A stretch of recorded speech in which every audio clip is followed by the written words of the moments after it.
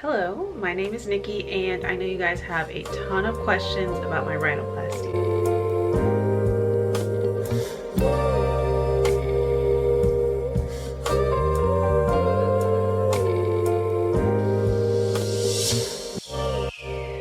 My doctor was Dr. Ahmed Al. This is the doctor's social media. I mostly used Instagram. I tried to look him up on YouTube. He has a couple of videos, but they're very professionally done, and I kind of wanted something a little bit more open and honest. I would much rather have somebody who was an actual patient do their own take on what happened rather than it come from his office. So I would just stick to using his Instagram. I'm also going to link it down below just in case you guys want a direct link. Okay, this is hard to explain. I did not purposely choose a doctor in Turkey. I chose a doctor that I really liked. He just happened to be in Turkey.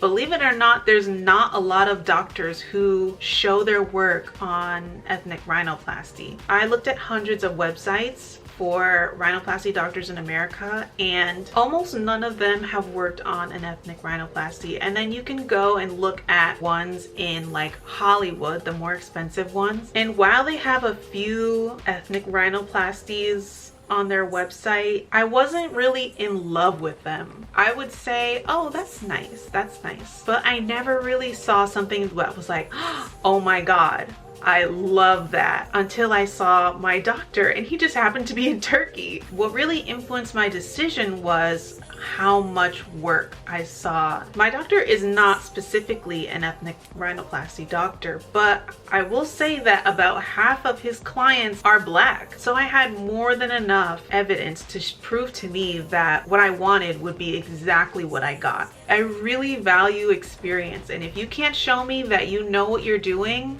I don't want to be the first person you test it out on. I want to be like the 20th, because then you're going to know what you're doing. Okay, during the consultation, I was so nervous. I don't know why I was so nervous. I just felt like I needed to get my point across very, very clearly, because as someone who wants something very particular, I need to make sure that you understand my vision. So I walked into the office and he asked me what I wanted. I didn't really tell him that I wanted something natural or not natural, because I feel like that idea varies from person to person. I can look at a Barbie nose and some people will be like, oh, that's so natural. To me, that's not natural. So I tried to refrain from using words like that. Instead, I showed him pictures, because with a picture, there's no room for error. You see what I'm seeing, and this is exactly what I want. So these are the pictures that I showed him, and then he ended up telling me that that nose that I want is a cross between something that is natural and not natural, which to me kind of threw me for a loop, because I was like, in my head, that's natural. But that just further proves my point in saying that not everyone's on the same page. I decided to go through with this because this is something that I had wanted for so long. I honestly can't even remember not wanting it. I think maybe like, I can't even remember. I think in high school, when your face starts changing, you start noticing more things about your body. I remember thinking that my nose was kind of big in proportion to the rest of my face. And I'm actually somebody who absolutely adored my side profile. I really loved like when I look to the side. So if you go on my Instagram, you'll see all my photos are usually like to the side. But I just felt like it was very wide this way when I faced front, and I just felt like the symmetry was off. I thought, okay, well, there's this thing that I don't like, but I'm also young, like my face is going to change. So finish high school, finish college, finish graduate school, and I'm still kind of like, like my face has changed, and I've definitely grown more and more in love with my face, and I'm just okay with the way it looks. But I figure this is something that I have wanted to change for so long that I was just like, I'm running out of reasons to say no to myself. Like, my face is done growing, I've saved enough money, what's stopping me from doing this? And I mean, life is short at the end of the day. Like, would I die without getting a nose job? No. but it's just something that I wanted. So yeah, if you have something that you want to do that's in the back of your mind, it's like, I mean, how many more years are you going to wait until you do it? You know, and that's with anything. If you want to get a nose job, get a nose job. If you want to like write a book, write a book. I just feel like that philosophy should apply to any part of your life.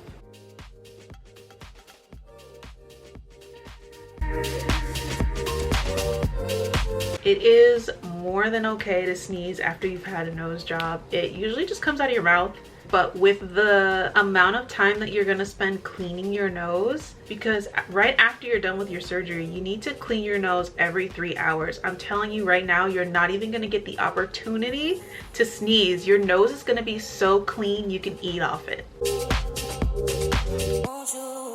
Somebody mentioned going to Korea to get a rhinoplasty, and that's actually very interesting to me because when I first started this whole journey, when I first started my research, which was like years ago, I'm saying like, oh my gosh, I want to say maybe like I was just going into freshman year of college. There were these two twin black girls who went to Korea to get their nose done, and at that point I had been watching a lot of rhinoplasty blogs, but they were from white women, so they definitely didn't have the nose that I had, but there was no one posting with the nose that I had, so I had like nothing to go off of. And I saw their journey. I didn't really like how their noses ended up. It looked like they got the same nose that white women got when they would go, but it just, to me, it didn't match with their features. So I kind of put Korea aside because first of all, I wanted to visit Korea anyway, so I was like, oh my god, this is perfect. It's like a vacation and a surgery in one.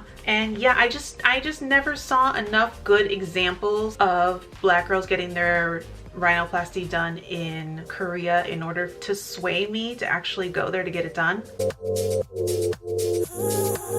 I did travel with my mom and I did feel safe. Traveling as a black woman, I always check and make sure that the country that I'm going to is going to be welcoming. And there were so many TikToks, so many vlogs that I found of black women and black people in general traveling to Turkey, saying that it was like one of their top 5 places where they felt safe traveling to. So I felt more than comfortable going. When you go to Turkey, you do need to apply for an e-visa. I did it online and it was $50 per person. Got 2, one for me, one for my mom, because that's who I traveled with. So it's $50 per person, $100 altogether. I did buy it online a couple weeks before I was set to leave, just because I wanted to have everything already done before I left. It was pretty easy navigating the airport in Turkey. The signs all have images next to them, so you can pretty much figure out where you need to go.